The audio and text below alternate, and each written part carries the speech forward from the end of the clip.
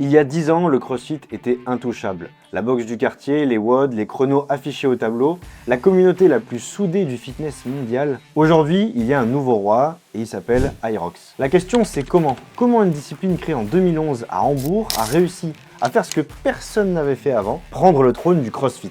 Et ça sans le combattre frontalement, sans le copier, en faisant en fait exactement ce que le CrossFit refusait de faire.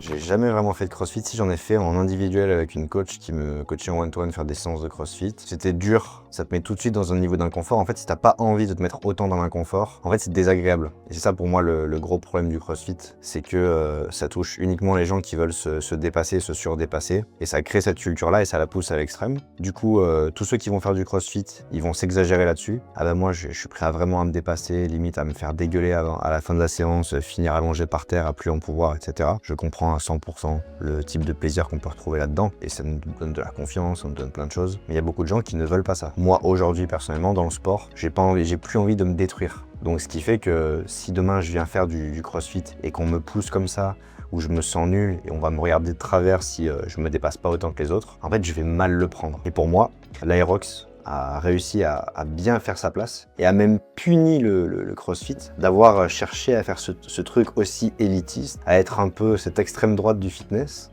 Non, on fait des mouvements techniques avec de l'haltérophilie, de la gym avec des anneaux, etc. Faire des muscle-up, des trucs très compliqués qui sont accessibles seulement aux meilleurs. Avec notamment aussi dans le CrossFit, on trouve le RX qui est ok, t'as un petit circuit, un WOD à faire, tu le fais en RX, c'est le bon poids de compétiteur. Si tu le fais pas en RX, t'es nul, t'es un peu, tu le fais pas, ok, bon, toi de voir ça.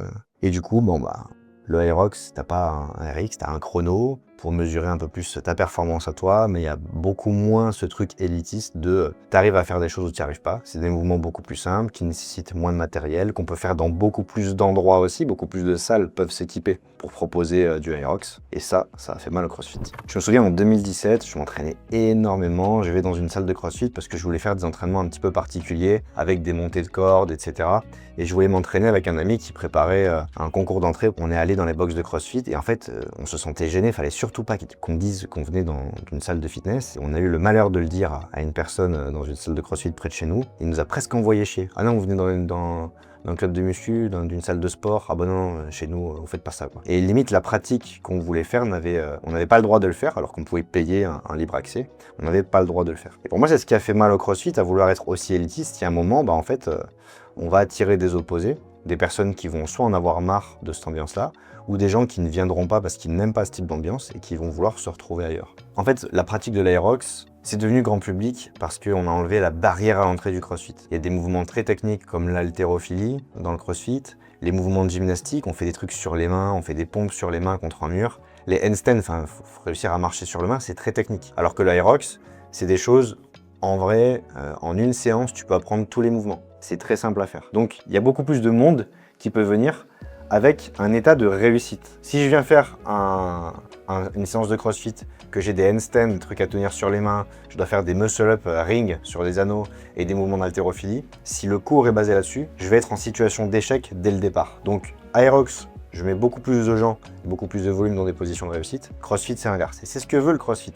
Faut s'entraîner, faut se dépasser, faut souffrir, etc. Le CrossFit, c'est plus on va souffrir et le Hyrox, c'est on va se dépasser ensemble. Autre chose, le Hyrox, sur les événements qu'ils ont créés, tout le monde peut venir, on peut le faire en duo, on peut le faire en individuel. Ça a rassemblé énormément de gens, ils ont réussi à créer quelque chose avec une très belle ambiance, dans des lieux extraordinaires. Je crois qu'ils ont fait un événement au Grand Palais à Paris. L'avantage des événements Hyrox, c'est qu'en fait, à chaque fois, on aura le même parcours. On aura exactement la même chose à faire. C'est beaucoup plus simple que quand il y a des événements de CrossFit dans des box où bah, ça va être toujours un WOD différent, on sait pas trop ce qui va se passer, etc. Le Hyrox, il a standardisé tout ça. Tout le monde se bat pour la même chose. Pour l'organisateur, c'est génial parce qu'en fait, il sait exactement ce qu'il a à faire, il y a plein de choses qu'il peut systématiser, il n'a pas besoin de recréer un nouveau truc à chaque fois. Il sait exactement le type de piste qu'il a besoin, les dimensions, le matériel, les étapes d'organisation de la journée d'événement. Et du coup, il peut se concentrer uniquement sur l'expérience que tous les participants vont vivre, sur d'autres choses qui vont apporter encore plus de valeur que juste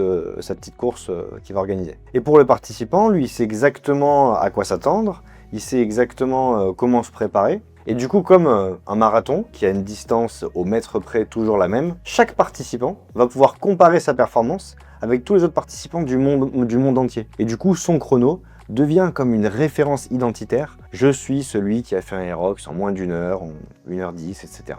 Ça te donne comme ton badge d'entrée parmi toute cette tribu des Aerox Boys qui va te permettre d'avoir ton statut. Et d'ailleurs, statut qu'on adore afficher, on voit bien toute la hype du Aerox sur les réseaux sociaux. Tout le monde va partager les photos et vidéos qui ont été prises pendant leur compétition d'Aerox. D'ailleurs, à chaque fois, ils ont les mêmes photographes avec les mêmes types de photos, les mêmes filtres sur les photos qu'on va prendre pendant les Aerox. Chaque finisher est pris en photo, qui pourra donc retrouver sur un site internet et repartager sur ses réseaux pour dire « Regardez, j'étais là au Aerox de telle ville et j'ai fait tel chrono ». Le mécanisme du Aerox a aussi très bien fonctionné parce que l'organisateur et le participant ont réussi à aligner leurs intérêts. L'organisateur, il a besoin que son événement devienne viral, de pouvoir partager sa communication dans le monde entier.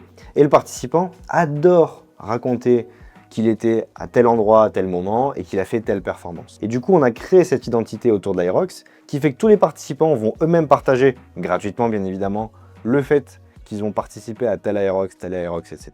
Et forcément, ça multiplie la communication pour les événements Aerox. Et pour moi, c'est le meilleur marketing parce que si l'Aerox dit à tout le monde « Ok, venez chez nous, c'est trop bien », on connaît son intérêt. On sait que forcément, il a quelque chose à nous vendre et nous dire qu'il faut venir dans sa salle de sport ou venir faire sa pratique. Donc c'est facile. Alors que si on voit tout le monde pratiquer ça, on se dit « Bon si tout le monde le fait, moi aussi je devrais le faire ». C'est pour ça que ça marche encore mieux quand c'est tout le monde qui partage ton événement, ta marque et tout ce que tu fais. Ça apporte beaucoup plus de preuves sociales et du coup, ça aide beaucoup plus de monde à s'y mettre. Alors si aujourd'hui, tu as envie de développer beaucoup plus ton entreprise de coaching sportif et devenir la référence de ta région, t'as pas besoin de faire des événements au Grand Palais de Paris. Mais tu peux déjà comprendre que si tu fais partager en tout cas ce que tu fais et ce que les gens vont faire chez toi à un maximum de personnes, ça va aider encore plus de gens à venir chez toi. Je sais que quand on propose des services de coaching sportif, c'est pas toujours facile de faire en sorte que ce qu'on fait soit partageable de la part des clients qui vont pratiquer. Par contre, tu peux créer des événements qui vont rassembler des gens et qui peuvent aussi vraiment créer cet effet partageable et justement permettre à toutes ces personnes-là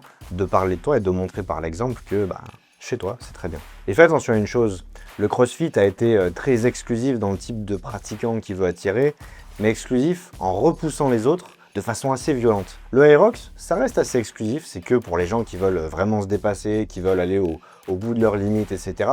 Mais ça reste accueillant. Être exclusif et accueillant, c'est bien. Et justement, il y a une autre discipline fitness qui a réussi à faire la même chose, mais de manière beaucoup plus subtile. Et ça, je vous l'explique dans la vidéo suivante.